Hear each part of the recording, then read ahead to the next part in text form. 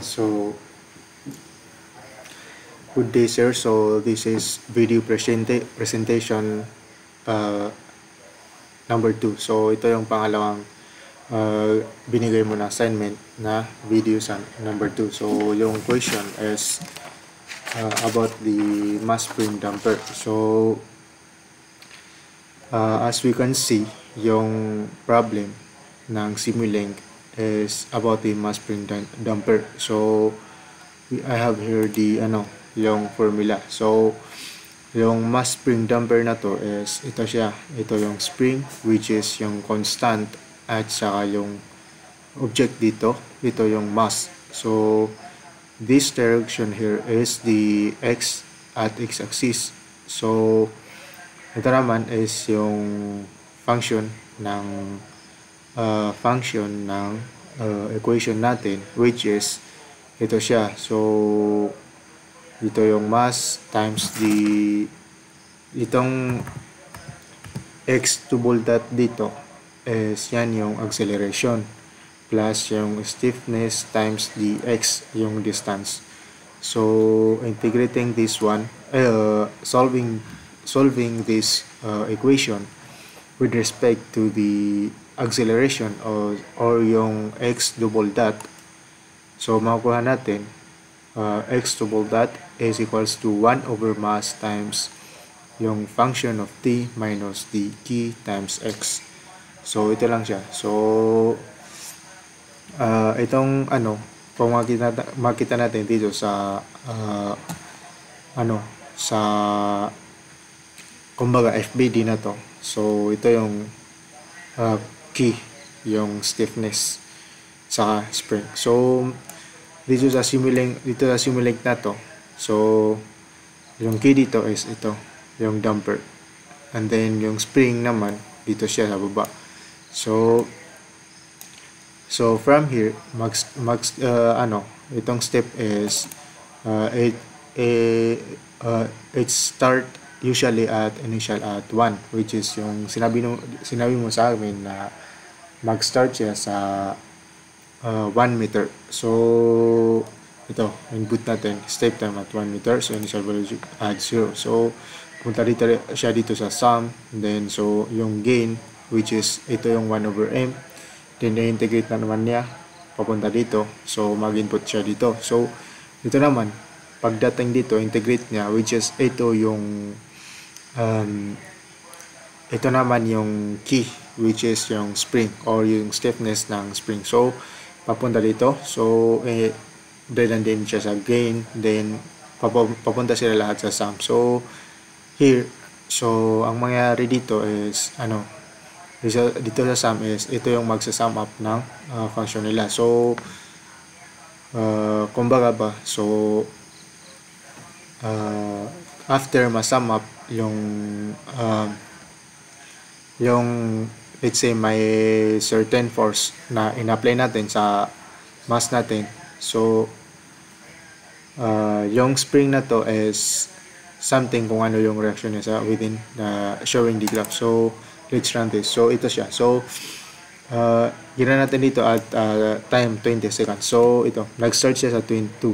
So, which is yan yung 20 seconds. So, kung itong blue na to dito is, ito yung graph ng spring natin, which is nag-start siya dito sa 2 at ito naman yung input force, which is 2. So nag-start siya and then nag-resist yung spring, which is yung stiffness dito, pababa hanggang sa pass rate yung line kasi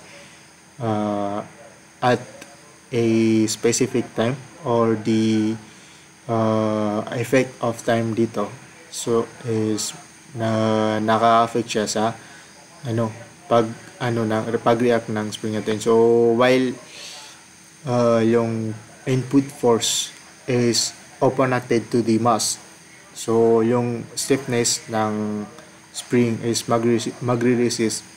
magre-resist siya sa force. So habang paulit-ulit na yun is hanggang sa mawala yung force niya, so maging constant. So itong yellow na to, yung yellow na line dito is yan yung input force dito sa step natin. So itong force dito, so ito yan yung input force. So Yan lang siya. So, ganito. So, um, I'll, I'll discuss the problem muna. So, this, let's talk about muna sa how this mathematically modeled the spring mass system. So, first is yung mass, the object that moves. Yung pangalawa naman, yung spring natin, which represent key, a spring that pushes back with the mass moves. The force is proportional to how much the spring is stretched or compressed. So pangatlo naman is yung damper. Ito yung magdadump ng mass natin. The damper is resist the movement of the mass, which is yung sinabi ko kanina, that resist the movement of the mass. The force is proportional to the speed of the mass.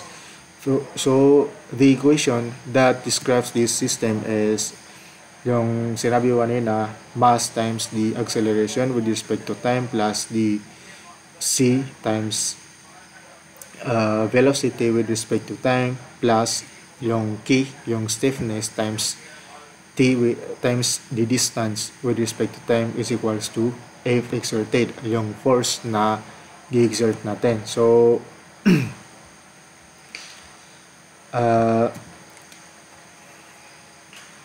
so by adding this flux integrator, this represent the mass that will calculate the displacement and the velocity. So ito itong integrator dito, ito yung magka-calculate ng mass at saka velocity. So other naman yung gains, which is this will represent the spring constant and the damper constant.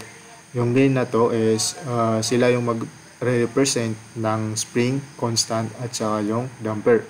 Kasi magkaiba yung damper at saka spring. Yung spring is yung how it, or maybe we say that how its stiffness.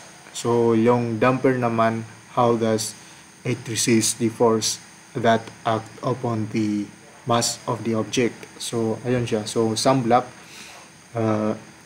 papunta sila dito lahat sa sum block. So yung sum block na to is ito yung magsa-sum up lahat ng conclusion na makukuha dito sa dalawang to.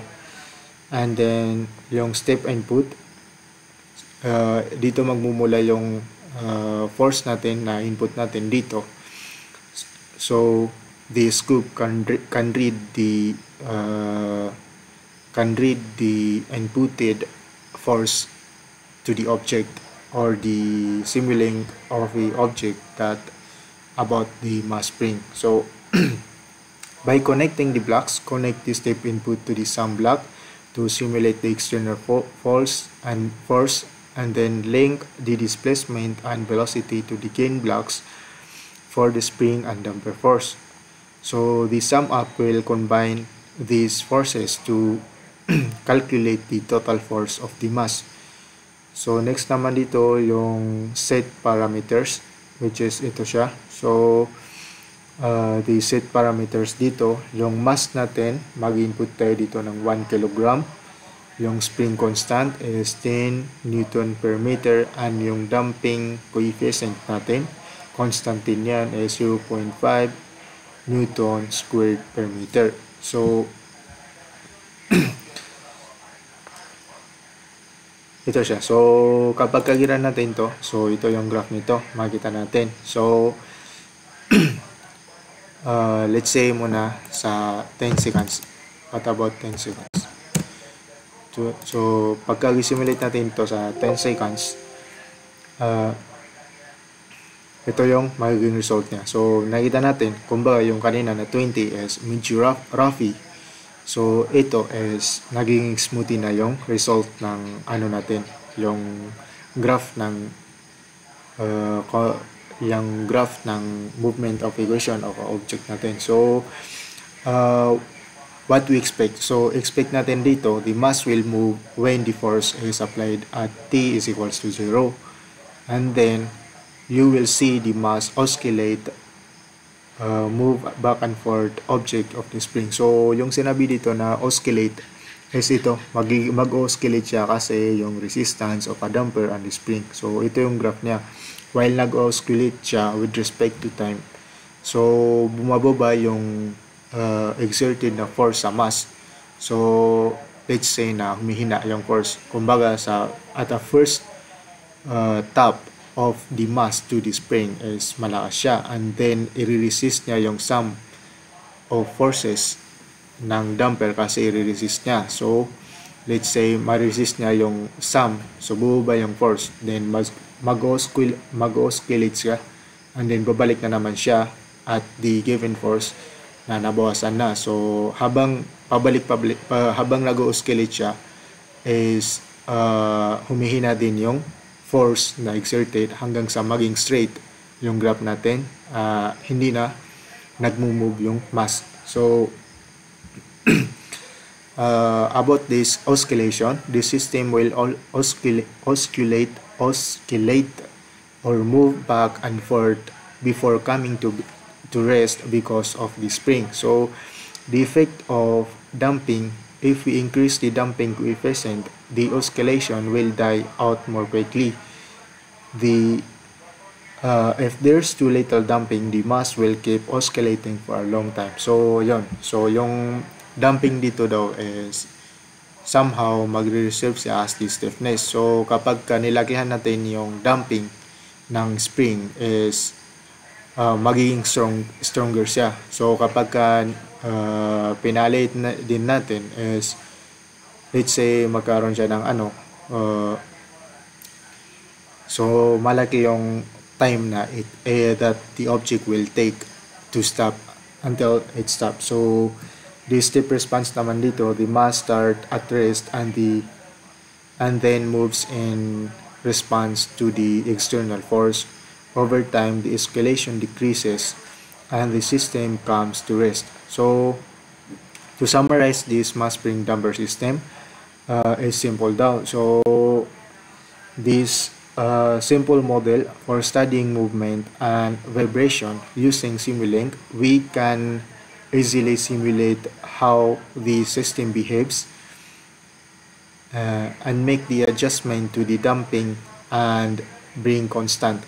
So ito, pinapakita dito na while we have the Simulink dito, makikita natin kung gawin natin ng Simulink yung isang equation. So makita natin in graph is this will show us that this graph will show us how the reaction of the spring to the mass or object that have been exerted by a certain force or a given force, na how it will react, and this will show us the graph. So ito siya. So ayan, pinapakita dito sa atin yung graph at saka yung result ng natin. So that's all, and thank you po.